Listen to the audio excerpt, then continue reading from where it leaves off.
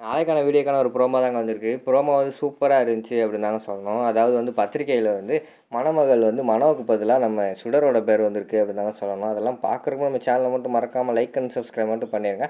First எடுத்தோடனே ஜோசிக்கார் வந்து சொல்லிட்டு போனார்ல, அம்மா நல்ல நேரம் பார்த்து நீங்கள் வந்து பிரிண்ட் அடிக்க கொடுத்துருங்கம்மா அப்படிங்கிற மாதிரி சொல்லிட்டு போனாங்கல்ல. ஆனால் ஆல்ரெடி வந்து இங்கே வந்து ஃபோட்டோ வந்து மாறிடுச்சுல.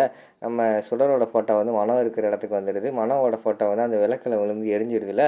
கடைசியில் நம்ம இவங்க இருக்காங்களே எழிலோட அம்மா வந்து ஃபோட்டோவே பார்க்கல, யாரோட ஃபோட்டோ இருக்குன்னு கண்டுக்காமல் அப்படியே சுருட்டி அப்படியே கொண்டு போய் வந்து பத்திரிக்கை ப்ரெஸ்காரங்கிட்ட வந்து கொண்டு வந்து கொடுத்துட்றாங்க.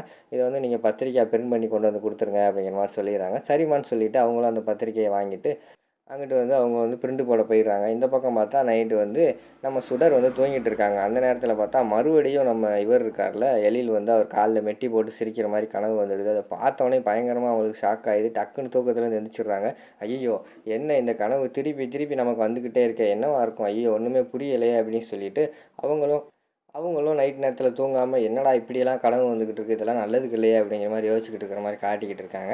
அதுக்கடுத்து மறுநாள் வந்து அந்த ப்ரெஸ்ஸு வந்து வந்தால், அம்மா நீங்கள் வந்து பத்திரிக்கை பிரிண்ட் அடிக்க கொடுத்துருந்தீங்கல்ல, இந்தாங்கம்மா பிரிண்ட் அடிச்சாச்சு அப்படின்னு சொல்லிட்டு கொண்டு வந்து கொடுக்கான். சரின்னு சொல்லிட்டு மனோதாதை வாங்குறாங்க. வாங்கினோடனே ஆசையாக நம்ம பேர் தான் இருக்கும் அப்படின்னு சொல்லிட்டு ஆசையாக வந்து திறந்து பார்க்காங்க. திறந்து பார்த்தா அவங்களுக்கு வந்து பயங்கரமான ஷாக்கு.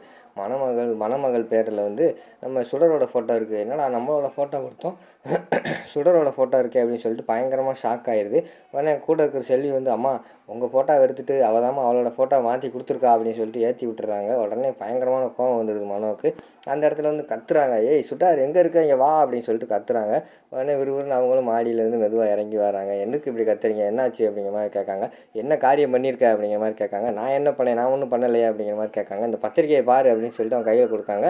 அவங்க பார்த்தா அவங்களும் அவங்க ஃபோட்டோ அதில் இருக்கிறத பார்த்தோன்னே பயங்கரமாக ஷாக் ஆகிடுது. என்னடா நம்ம ஃபோட்டோ இருக்கும் அப்படின்னு சொல்லிட்டு அவங்களும் அதிர்ச்சியில் பயங்கரமாக ஷாக் ஆகி பார்த்துக்கிட்டு இருக்கிற மாதிரி காட்டிக்கிட்டு இருக்காங்க. அதோட பார்த்தீங்கன்னா அந்த ப்ரோமோ வந்து முடிச்சிடுறாங்க.